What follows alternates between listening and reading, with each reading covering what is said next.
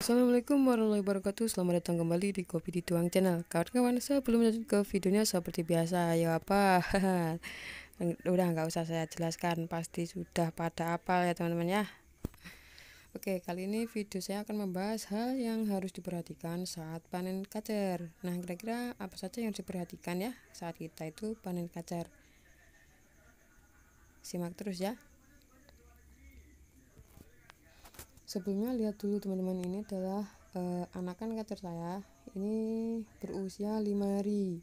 Ini sebenarnya yang menetas 3, cuma ini yang lolos seleksi alam cuma 2, yang satu mati teman-teman ya.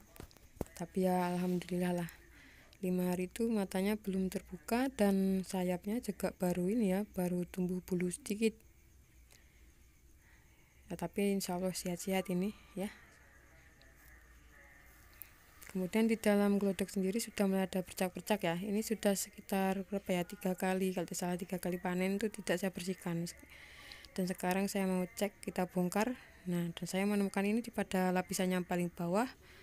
Nah, ternyata ada kehidupan ini teman-teman. Di bawah glodok itu yang paling dasar ada kehidupan. Kira-kira apa ini ya teman-teman ya? Itu kalau menurut saya bisa dari ulat, bisa dari serangga lain ya, membuat sarang di situ. Dan tentu saja itu akan bisa berakibat tidak baik untuk anakan, bahkan juga untuk indukan. Kalau di dalam glodok sendiri lama-lama juga di dalamnya berpasir ya teman-teman ya. Itu bisa karena faktor apa ya, waktu indukan unjal bahwa sarangnya itu kotor, bisa juga karena makanan yang dibanting-banting dulu ke tanah lalu dibawa ke situ, lama kelamaan mengotori itu juga bisa. Atau dari faktor kotoran kacer sendiri, juga faktor hewan-hewan kecil itu juga bisa. Kemudian jika saya bongkar juga ada semacam kepompong, lalu ada yang bergerak-gerak. Nah, ini nih alien ini. Itu semacam anakan kecoa teman-teman. Bentar,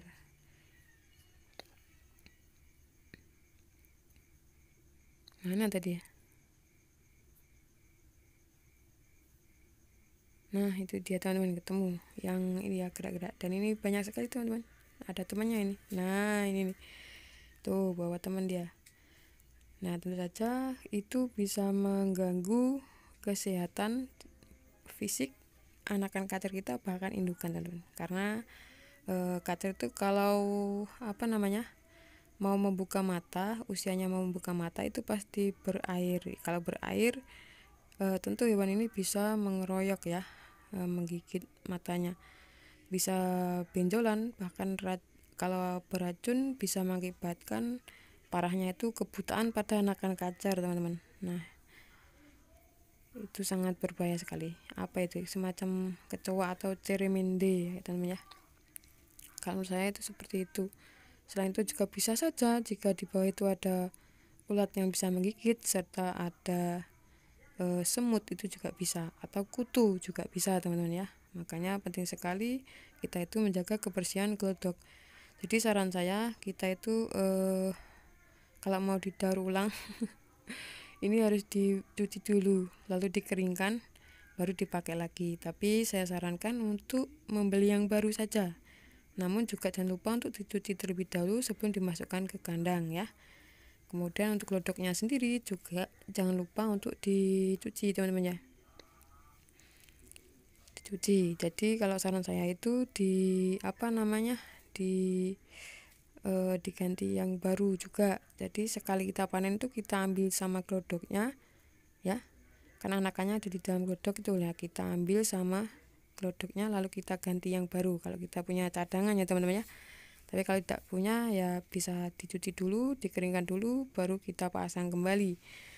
Nah, kira-kira dampak kalau bagi indukan apa ya? Kalau indukan, jika hewan-hewan tadi banyak di dalam, tentu saja indukan jadi tidak nyaman ya teman-teman ya. Kalau indukan tidak nyaman, tentu bisa mengakibatkan tidak mau bertelur. Bahkan kalau sudah ada telurnya, indukan kalau sangat terganggu juga bisa-bisa tidak mau meneruskan mengeramnya teman-teman, sehingga telur kacer bisa saja tidak menetas karena proses penggeraman yang tidak sempurna. Proses penggeramannya tidak seperti seharusnya karena sering terganggu, mungkin indukannya sering keluar karena ada yang mengganggu dia di dalam. Bahkan yang paling parah, indukan bisa macet produk ya.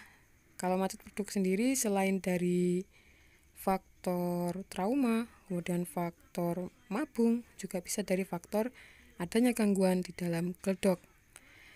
Kemudian untuk anakan kacer sendiri, kita bisa pasang ring ya. Kalau setiap peternak itu biasanya pasang ring itu sebagai identitas ya teman-teman ya, sebagai identitas dari mana anakan kacer itu ditetaskan. Nah, kemudian pemasangan ring ini sendiri dilakukan sekitar umur saat anakan kacer berusia 6, 7, 8 hari. Nah, kalau di bawah itu, kalau ini umur 5 hari, ini nanti mudah tapi akan sering lepas teman-teman, karena kakinya masih lembut. Tapi kalau di atas 10 hari, itu pergelangannya akan sudah membesar dan akan sulit untuk memasukkan ring. Kalau kita paksakan, nanti kaki kacernya bisa sakit. Kalau sakit tentu berpengaruh juga pada perkembangan kakinya nanti ya teman-teman ya. Maka harus dengan lembut, hati-hati,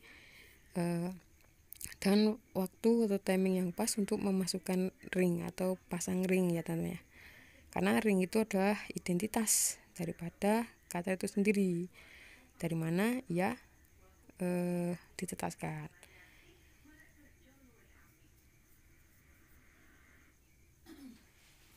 Nah, alhamdulillah walaupun cuma 2 tapi terlihat sehat-sehat dan terlihat ini ya. Ini kalau saya kasih pakan bergulat sehat-sehat sekali alhamdulillah. Dan jangan lupa untuk buat inkubator, meskipun itu sederhana, yang penting hangat. Responsif sekali ya anaknya ya.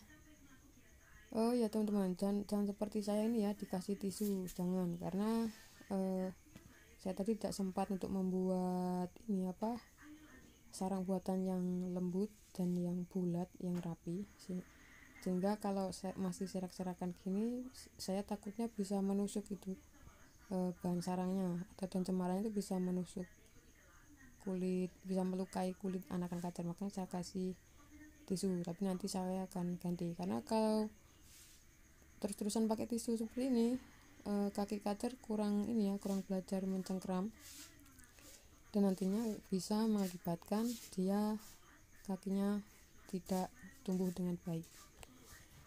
Nah, mungkin itu yang bisa saya bagikan teman-teman. Jangan lupa untuk klik tombol like, kemudian untuk klik juga subscribe, serta juga loncengnya diaktifkan bagi yang belum, dan semoga bermanfaat.